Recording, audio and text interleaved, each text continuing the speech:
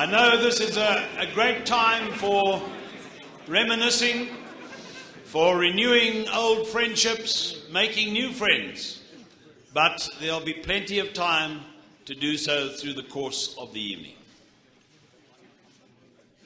Now that I have your attention, I think we should start by thanking and giving a nice warm round of applause to our pipe band that stood out there in the freezing cold.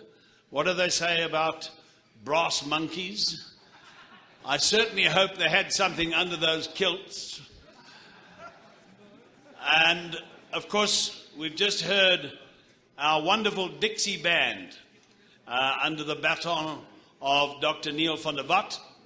And later on, we're going to have the choir, the school choir singing to us, and the orchestra will be playing. So, wonderful entertainment from some very talented young boys from the school. And thank you very much for doing that for us.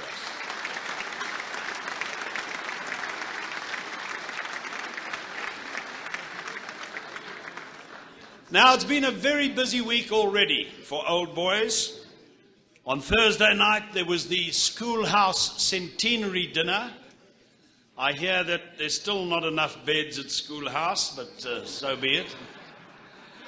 But by all accounts, they had a wonderful occasion to celebrate 100 years of Schoolhouse. And then yesterday, of course, we had the annual golf day at Swartkrop, and that was a wonderful success, despite the fact that it was a little bit on the cold side.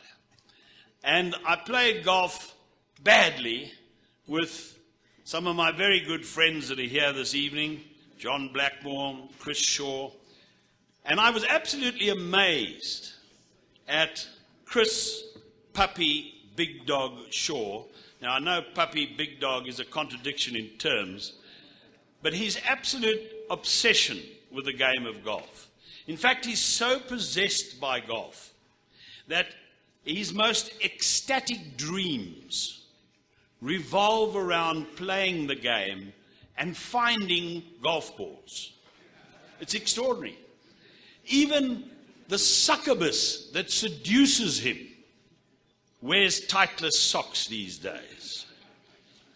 And at a time when normal men are having nocturnal fantasies about getting leg over or that ideal woman, if there is such a thing, my friend Chris wakes up wet with excitement after a dream in which he's lifted the proverbial fig leaf and he's found a brand new Swixen golf ball.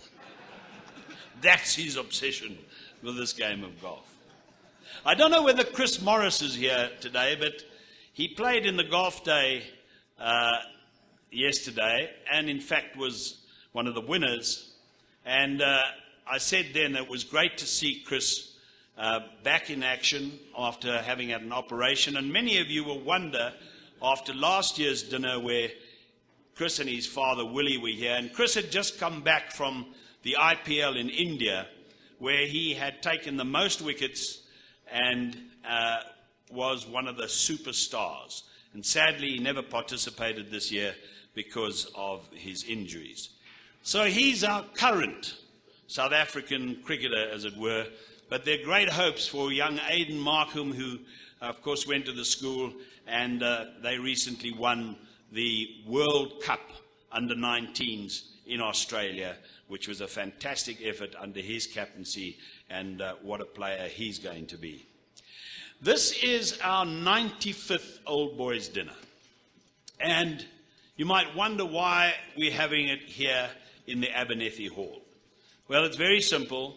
This will probably be one of the last great functions in this hall because it's become too small and there are enormous plans to make it that much bigger, and so it was decided that it would be a good idea for us to hold our Old Boys Dinner in this wonderful place, the Abernethy Hall, that means so much to all of us.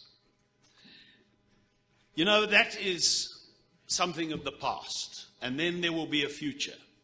And as the poet T.S. Eliot said, last year's words belong to last year's language, and next year's words await another voice. And to make an end is to make a beginning. So tonight we're making an end and we're making a beginning. And talking of last year's words, I remember confusing the Rissik House boys when I suggested to them that people sometimes say I am guilty of being a sesquipedalian. And that, I know, really worried poor old Sausage Goldie.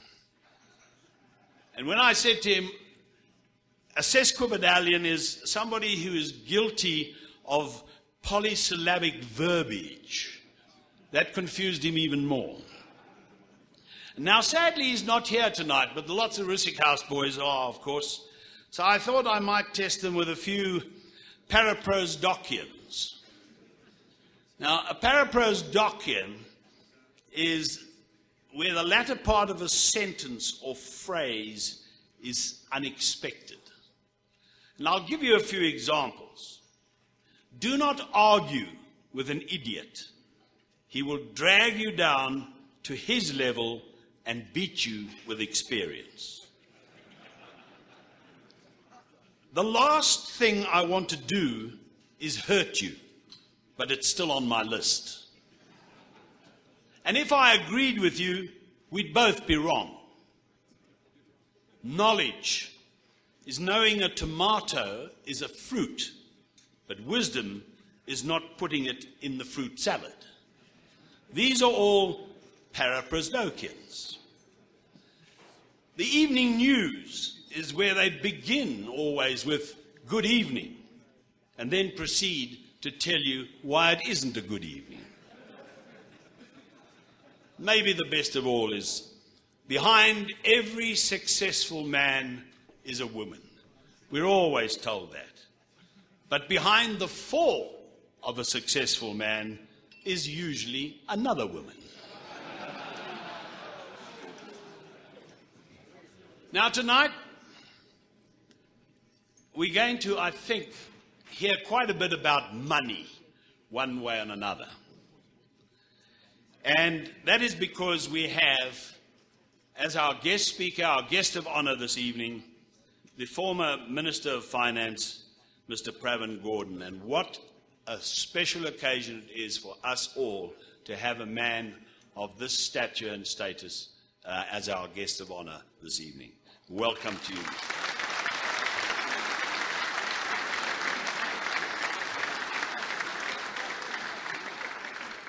I'm sure Mr. Gordhan has heard what President Benjamin Franklin had to say about money. And I don't really subscribe to this. I think he was talking shit. He might have been having a few too many lemonade. But he says that money has never made a man happy yet, nor will it. For the more a man has, the more he wants. That's probably true. But hell, who cares, quite frankly? I would be amiss if I did not introduce the main table to you. I'll start in no particular protocol order, but way on the far side there. And if Mr. John Ilsley would be upstanding just for a moment, he is our second master here at Pretoria Boys High. Alongside him is Thomas Rundle, who is the chairman of the Old Boys Association.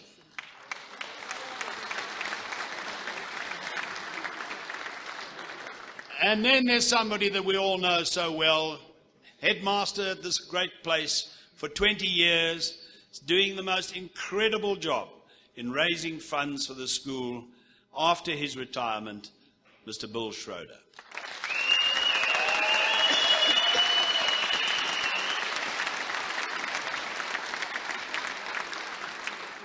And a sort of newcomer to the main table, because he's doing such a very important job, is Harry Todd, who is the chairman of the Praetorian Trust, that is raising money in particular for a place like this magnificent hall being expanded.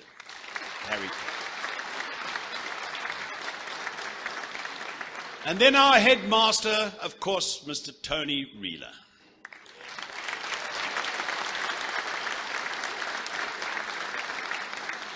Our guest of honour, Mr. Pravin Gordon.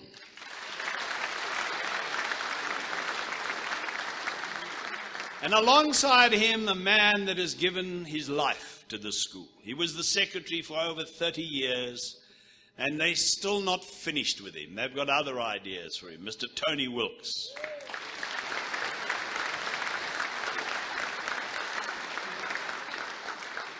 And then the chairman of the governing body, Marius Verstappen.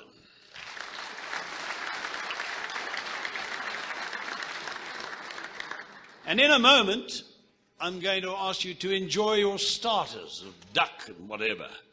But before that, the other man here at the main table, teacher at Boys High for some 18 years, and he was going to say grace for us, the Reverend Alan O'Brien.